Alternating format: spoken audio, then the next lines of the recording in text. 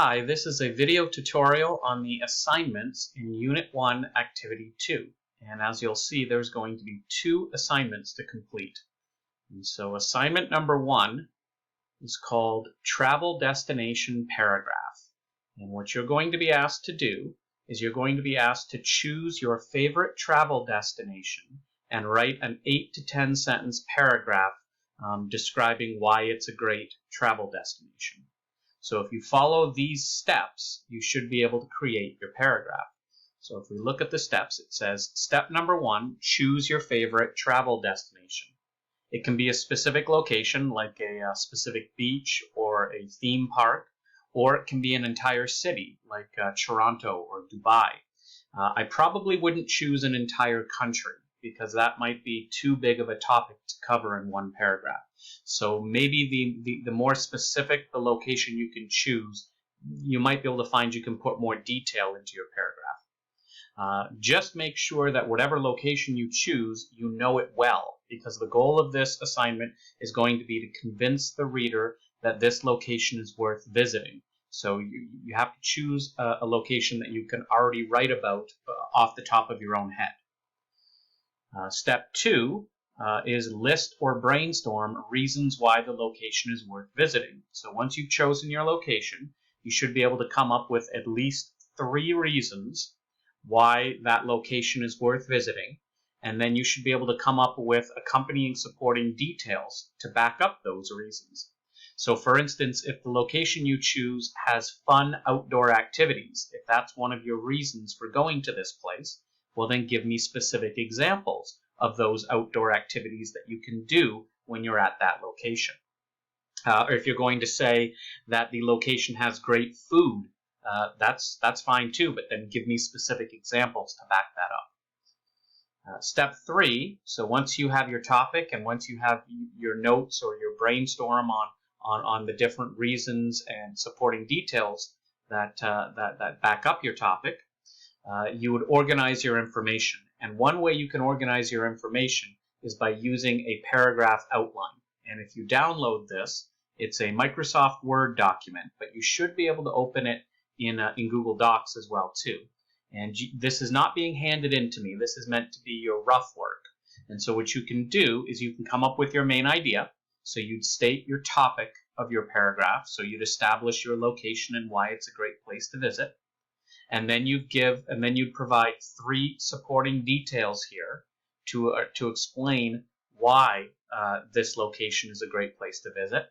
And then you'd have a concluding sentence summarizing your main idea. Again, summarizing the location you've chosen and establishing that it's a great place to visit. So this is kind of like an outline that you can put together that you can use to then write your full paragraph. So this is just, again, meant to be rough work. Okay. If we continue on, once you've got your rough work done, you can move on to step 4 and you can write your paragraph. And you want to follow proper paragraph structure. If you want, you can go back to the Unit 1 Activity 2 content page, and there are examples of paragraphs. There's an explanation of the different parts of a paragraph. So definitely make sure that you've gone through the content and that you fully understand what proper paragraph structure is. Okay? Another key point is this is not a research assignment. I do not want you researching whatever the location is you choose on the internet. I want you choosing a location that you can write about in your own words and with your own ideas. Okay, so I do not want internet research in your paragraph. Okay, your paragraph should then meet the following requirements. So these are the different things that you will need in your paragraph in order for it to be complete. You will need a topic sentence that establishes the main idea. You'll need 3 points supporting the main idea. You'll need 3 specific details or examples, hopefully 1 for each of the supporting points. So every time you make a point, back it up with an example. Okay? Use transition words. They can help you link your points and examples. So, for example, in the body sentences, when you make your points, you can say first, and then make your first point, and then give an example, and you can say for example, and then you could say second, and make your second point, and then for example, and back it up. So use transition words to help set up and link your ideas and examples. You should have a concluding sentence that summarizes the main idea. So that will be the final sentence of your paragraph. In total, the paragraph should have at least 8 sentences. You'll probably find you might need more than that to fully explain yourself. So feel free to write 10 or 12 sentences if you need to. You should use proper spelling and grammar, and you should use your own words and ideas. Okay. Last step here, step 5, revise and edit your paragraph. You can use this paragraph checklist. Again, it's a Microsoft Word document. And this just goes through everything that should be in your paragraph, and you can just check off yes or no. And if your answer is yes to all of these questions or to all of these statements, then you have a completed paragraph that's ready to be submitted. Okay. Lastly, you can look at the rubric. So this rubric will show you how your paragraph will be graded. So there's 4 different categories. So I will be looking at whether you establish your main idea and whether you make strong supporting points. I'll be looking at whether you use examples to back yourself up. I will be checking your spelling and your grammar, and I will be checking your paragraph structure to make sure that you have one complete paragraph with all of the different parts. With that said, what I would do, just like in Unit 1, Activity 1, I would go to Google Docs or Microsoft Word, and I would write out my paragraph. So in this case, I could put travel destination paragraph, and I can give it a title, and so I'll call it U1 A2 travel destination paragraph. And then let's pretend that I've written out my paragraph here and that I'm ready to submit it. And of course, in Google Docs, it's automatically saved. If you're using Microsoft Word, you'll have to go up to File and save it yourself. But then I would go to the Dropbox. Again, the Dropbox will be right under the title of the assignment, so Travel Destination Paragraph. And then when the Dropbox opens,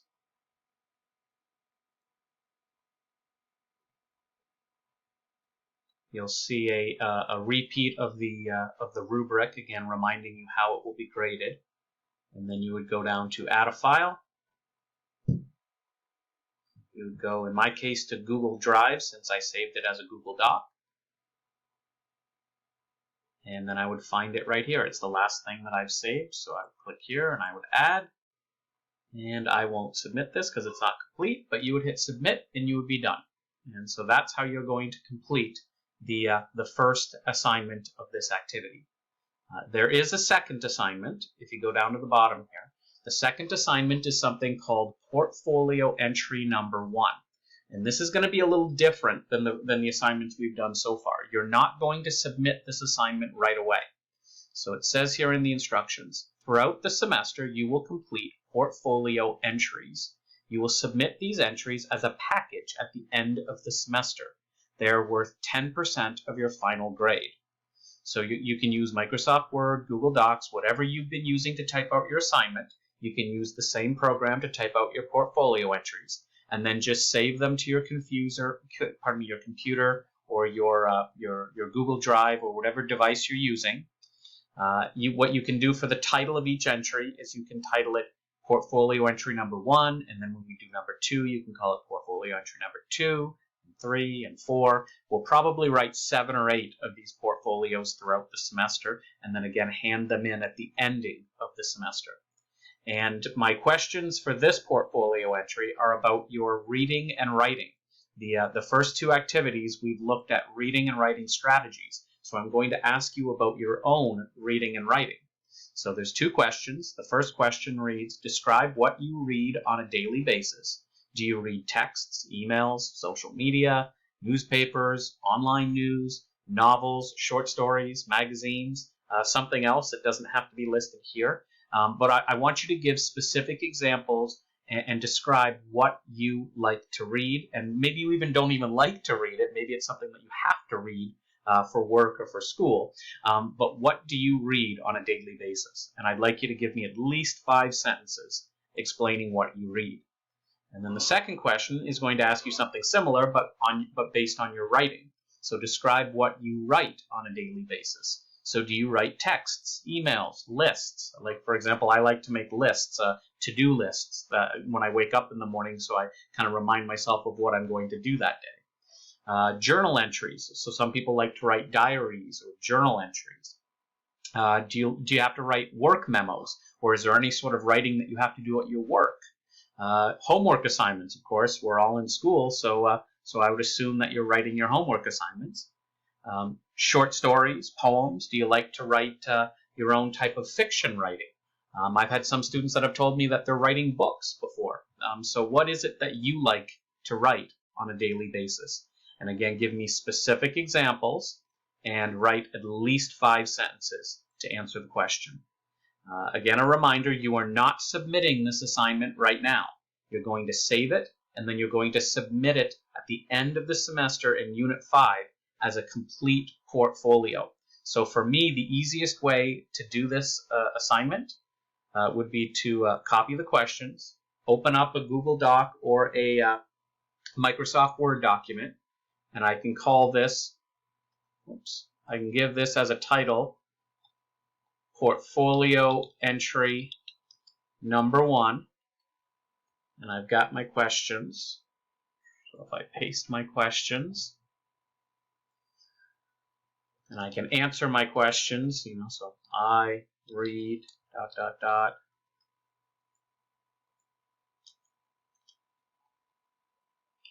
I write ... and just answer the questions in about 5 sentences each.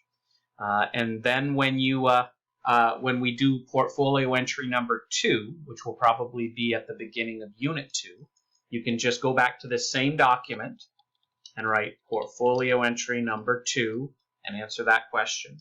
And later on this semester, when we do portfolio entry number 3, you can write that here. And so you can just have one document with all of your portfolio entries, so that when we submit it at the ending of the semester, you can just submit this one document.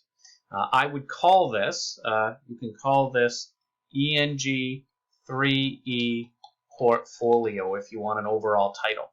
And then you'll know to always go back to this file when you're writing a portfolio entry. Okay, so I hope that explains the two assignments in Activity 2. For the travel destination paragraph, you're going to submit it this week to this Dropbox. For the portfolio entry, you'll notice there is no Dropbox below the title because you're going to save it and submit it later in the semester. If you have any questions, please let me know.